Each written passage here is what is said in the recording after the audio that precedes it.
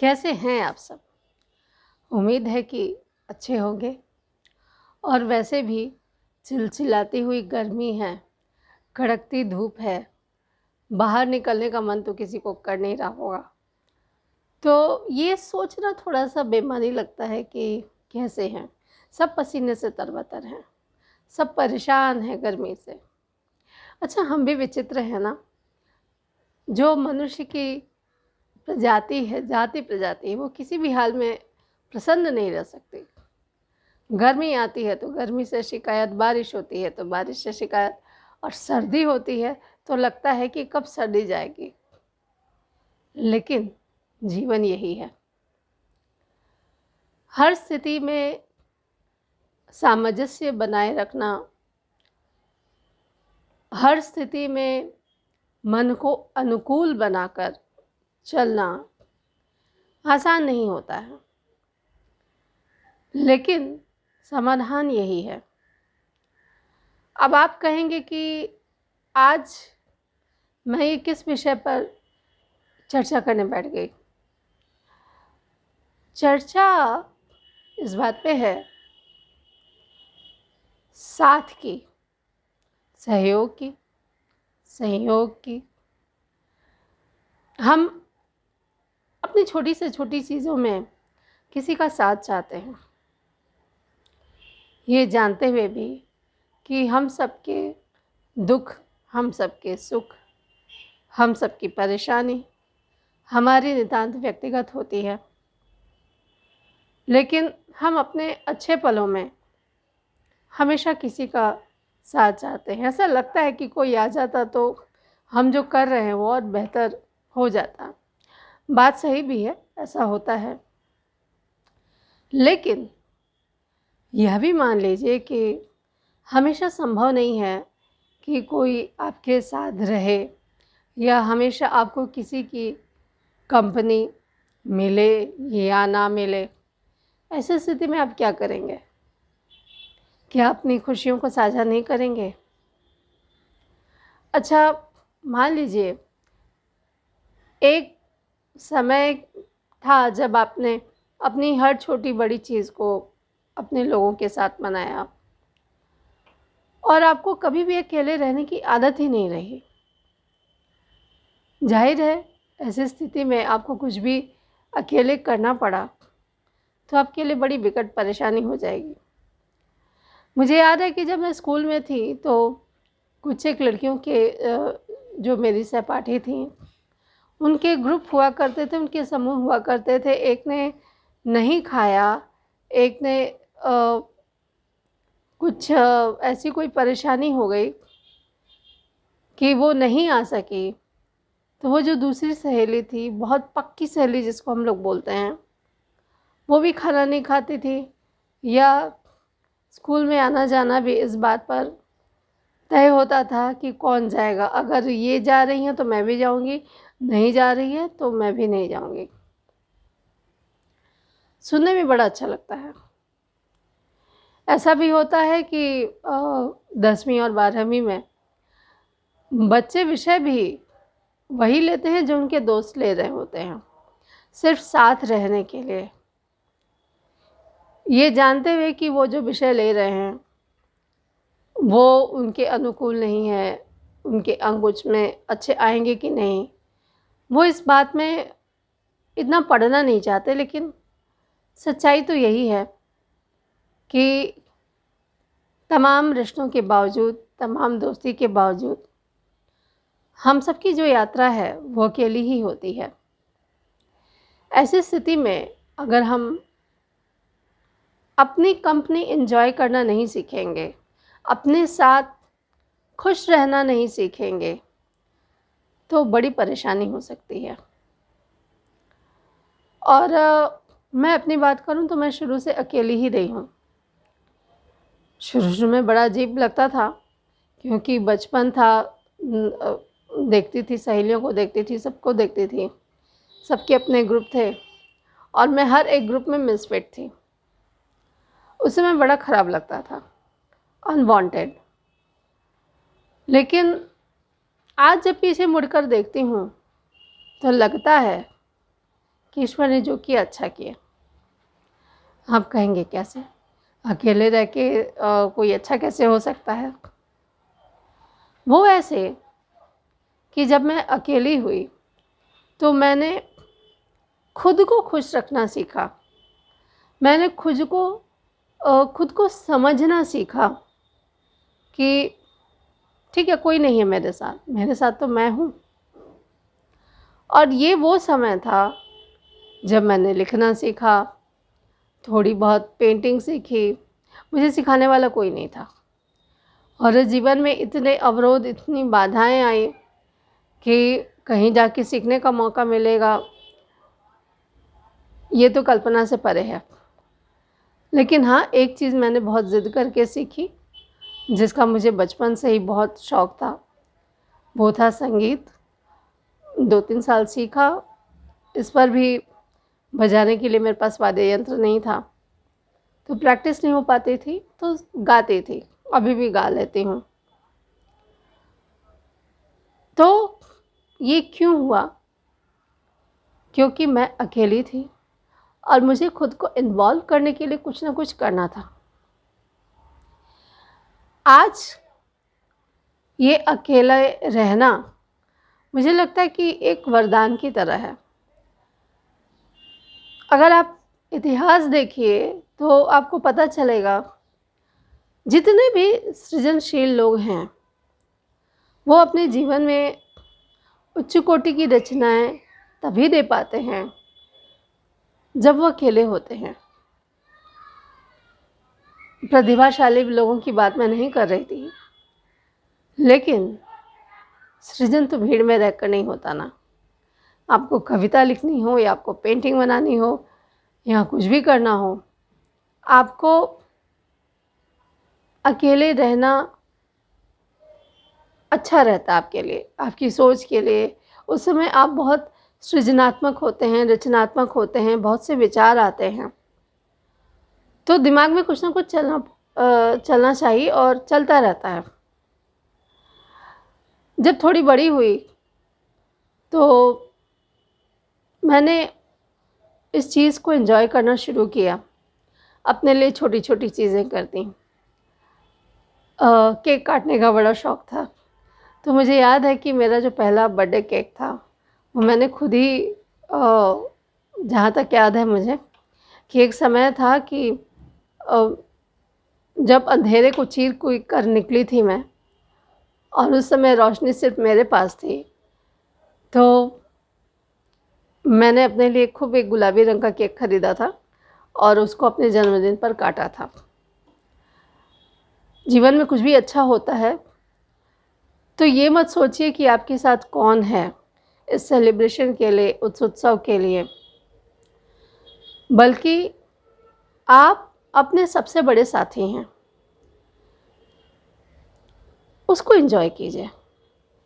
कोई आपके साथ नहीं है सिर्फ इस वजह से आप कहीं घूमना निकल देंगे, छोड़ देंगे, निकलना छोड़ देंगे, अच्छी अच्छी चीज़ें देखना छोड़ देंगे, ये तो होने से रहा।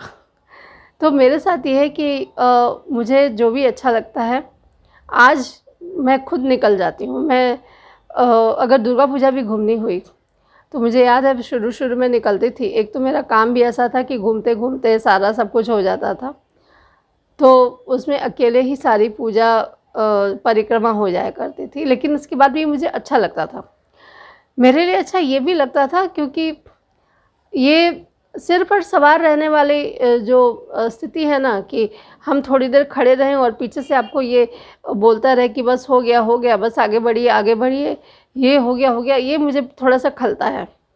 और ये एक बहुत बड़ा कारण है कि मैंने इलेक्ट्रॉनिक मीडिया में कुछ दिन काम किया। उसके बाद लगा कि ये भैया, ये तो जगह तो अच्छी है पर हम इसके लायक नहीं हैं। क्योंकि एक आई कांटेक्ट, इधर देखिए, उधर देखिए, और प्रिंट में क्या है कि आप कलम लेके गए, आपने जो किया, आप वीडियो भी बनाते हैं तो आप अपने हिसाब से बनाते हैं, कोई सिर पर रोकने टोकने वाला नहीं है। तो जहाँ रोकने टोकने वाला मामला होता है वहाँ मुझे थोड़ी सी परेशानी होती है, क्योंकि बहुत ज़्यादा आप कॉन्शियस होते हैं किसी चीज़ को लेकर, तो आपका जो मुद्दा है, आप जो करना चाहते हैं, उस पर से आपका ध्यान भटक जाता है। तो मैंने दुर्गा पूजा के लिए देखनी शुरू की। कहीं निकलना हुआ तो निकलना शुरू कर देती थी और धीरे धीरे लोग आते गए। अब तो कुछ मेरे दोस्त भी हैं जो बहुत धाकड़ हैं, जिनको लगता है कि, और सचमुच दोस्तों के साथ तो बहुत अच्छा लगता है, लेकिन मान लीजिए कई बार वो चाह के भी नहीं आपके पास आ सकते हैं, आपके साथ आ सकते हैं, तब आप क्या करेंगे? आपको उनको समझना होगा, उनकी मजबूरी समझनी होगी। और ठीक है, कोई बात नहीं, अगली बार, लेकिन अगली बार तो होगा, लेकिन अभी ये जो समय है इसको भी एंजॉय करना चाहिए। तो हम क्या करते हैं, हम यही करते हैं। तो अभी कुछ दिन पहले जन्मदिन गुजरा, तो इस बार तो ऐसे ही रहा। कुछ साल हुए, या ऐसा भी हुआ कि मेरे जो टीम के जो मेरी साथी हैं, सब बच्चियां मैं बोलती हूँ, वो मेरे जन्मदिन को स्पेशल बना देती हैं, तो कभी मेरे दोस्त स्पेशल बना देते हैं। मगर ये वो आज है, आज ये है कि इतने सारे लोग हैं। ये ऐसा भी समय मैंने देखा है कि जब मेरे आसपास कोई नहीं होता था और मैं इतना डरती थी कि मैं ये भी नहीं बोल पाती थी कि मुझे ये चाहिए, वो चाहिए। मैं अपने स्कूल में सबको देखती थी कि ये बाँटते हैं, वो बाँटते हैं, वो बाँटते हैं, लेकिन मेरा बचपन ऐसा गुजरा है कि ये सब चीज़ मैंने नहीं की। हाँ, इस मामले में फिर मैं सलाम दुनिया में गई, तो वहाँ पे जो मेरे सहकर्मी थे, जो जितने भी लोग थे, सब मुझे बहुत प्यार करते थे। और वहाँ मैं ये जो चीज़ें थी बहुत धूमधाम से होती थी, बहुत अच्छा लगता था। तो एक वहाँ का एक कल्चर भी बहुत अच्छा था, और इस को आगे बढ़ाते हुए मैंने ये चीज़ सीखी कि इसको कैसे करना है। लेकिन अब सवाल है कि अकेले रहने का मतलब ये नहीं है कि आपको निराश ही रहना है, आपको दुखी रहना है कि कोई नहीं है। अरे आपके साथ आप हैं, आपकी सबसे बड़ी कंपनी आप हैं, आपके सबसे बड़े दोस्त आप हैं। कोई आपके साथ नहीं रहेगा, लेकिन आप आपके साथ रहेंगे। तो आज मैं जब इतनी सारी बातें सोच रही थी, तो मेरे दिमाग में ये चीज़ें हैं कि लोग इस बारे में सोचते हैं, और ऐसे सोचते हैं। लेकिन चीज़ों को देखने का एक तरीका ये भी हो सकता है कि हम खुद से प्यार करें, अपनी कंपनी को एंजॉय करें, अपने साथ रहें और वो करें जो हमें अच्छा लगता है। इस बात का इंतज़ार मत कीजिए कि कोई आपके साथ आएगा, नहीं आएगा। आएगा तो वेलकम, और नहीं आएगा तो भी वेलकम। मेरे साथ तो यही चीज़ है, मुझे जो अच्छा लगता है मैं वो निकल जाती हूँ। कई बार होता है कि जेब में पैसे नहीं रहते हैं, लेकिन निकलना होता है, तो विंडो शॉपिंग के लिए भी हम निकल जाते हैं। मतलब कुछ देखना भी बहुत अच्छा लगता है। आपका क्या होता है कि वो आपके लिए स्ट्रेस बस्टर का काम करता है, आपका मूड अच्छा हो जाता है।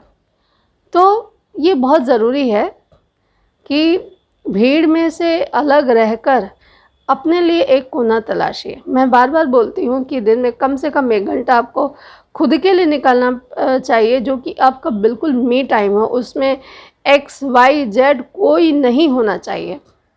उस समय आप अपने साथ रहेंगे, कोई उस समय आपको परेशान नहीं करेगा। वो आपका मी टाइम है। उसमें आपको गुस्सा आता है तो गुस्सा निकालिए, लिखना है तो लिखिए, कुछ भी कीजिए, लेकिन आप अपने साथ रहिए। शुरुआत कीजिए धीरे धीरे। अगर आप ये करेंगे तो आपको देखिए इसकी आदत पड़ जाएगी और आपको अच्छा लगेगा। इसके बाद क्या होगा ना, एक चीज़ जान जाइए कि जो अकेले रहना सीख गया, उसको दुनिया का कोई भी अवसाद, किसी भी तरह का डिप्रेशन नहीं घेर सकता। अधिकतर लोग डिप्रेशन में इसलिए आते हैं क्योंकि वो अकेलेपन को एक श्राप समझते हैं। लेकिन अकेलापन, अगर आप उसको सही तरीके से इस्तेमाल करते हैं तो वो आपके लिए वरदान है। एकांत जो है, एकांतवास, ये हमारी भारतीय परंपरा का एक हिस्सा है। एक ऐसी जगह होनी चाहिए जहाँ पे आप खुद को एंजॉय कर सकें। आप ये भी देखते होंगे कि जब भी कोई तपस्या या कुछ भी करता है तो वो भीड़ में नहीं करता था। वो अपने लक्ष्य प्राप्ति के लिए, या जो भी सीखना चाहता हो या किसी की भी तपस्या करना चाहता हो, वो एकांत में जाके जंगलों में करता था। इसका मतलब क्या है कि जब आप सेल्फ डेवलपमेंट की बात करें, अगर मैं आज के युग के हिसाब से समझाऊं, तो सेल्फ डेवलपमेंट के लिए सेल्फ कॉन्शियसनेस होना ज़रूरी है। और ये सेल्फ कॉन्शियसनेस तब होगा जब आप अपने साथ होंगे, आप खुद को समझने की कोशिश करेंगे, आप ये जानने की कोशिश करेंगे कि आपकी अब तक की ज़िंदगी में आपने क्या पाया, क्या खोया, क्या अभी से खुश हैं। जीवन में कई बार ब्रेक लेना ज़रूरी होता है। कई बार होता है ना कि हम ज़िंदगी में लगातार दौड़ते रहते हैं और इतने थक जाते हैं कि हमको लगता है कि अब नहीं हो रहा है। ऐसी स्थिति में ज़रूरी है कि हम एक ब्रेक लें, अपने आप से सवाल पूछें कि हमको क्या करना है, हम जहाँ हैं वहाँ खुश हैं या नहीं, हम जो कर रहे हैं क्यों कर रहे हैं, क्या इसका कोई आउटपुट है। कुछ एक ऐसे सवाल हैं जो हम में से हर किसी को खुद से करने चाहिए। और अकेलेपन को दुखी होकर मत गुजारिए। अकेले हैं तो संगीत सुनिए, लिखना शुरू कीजिए, घूमना शुरू कीजिए, आईने के सामने खुद को देखना शुरू कीजिए। सच में कभी कभी हो तो, अगर एक मजाक वाले मूड में बोल रही हूँ, आईने में खुद को देख के तरह तरह के मूड बनाइए, देखिएगा बड़ा मज़ा आएगा। तो ये एक स्थिति है कि इससे ये होगा कि आप मेंटली मजबूत होंगे, और जो मेंटली मजबूत होता है ना, उसको दुनिया की कोई ताकत नहीं हरा सकती है। तो आज की हमारी जो बातचीत है इस समय के लिए इतनी ही। अगली बार मिलेंगे फिर किसी नए विषय के साथ, और जाते जाते हम दिखा भी देते हैं कि किस तरह से हमने अपनी चीज़ों को एंजॉय किया और सच में बड़ा मज़ा आया। तो कभी भी होगा तो कभी कभी किसी को लिए बगैर खुद ही निकल जाइए। किसी नदी का किनारा हो, आराम से बैठिए, किसी नदी का किनारा हो, किसी रेस्टोरेंट में अगर कुछ अपना खाना हो, किसी की ज़रूरत नहीं है। अपने आप को समय देना स्वार्थ नहीं है, क्योंकि इतना जान जाइए, जो भी आपके साथ रहेगा कहीं ना कहीं वो आपसे एक उम्मीद लेकर चलेगा, और इसके बीच में कहीं ना कहीं हम अपनी खुशी के बारे में सोचना भूल जाते हैं। तो ज़रूरी है कि हम अपने सबसे अच्छे दोस्त बनें, अपनी कंपनी को एंजॉय करें, और कुछ काम अगर अकेले करने पड़े तो खुशी के साथ करें, उसको बोझ मत मानिए। वो अपने आप को समझने का समय है। तो चलते हैं हम, अगली बार फिर किसी नई बातचीत के साथ आपसे मिलेंगे। नमस्कार।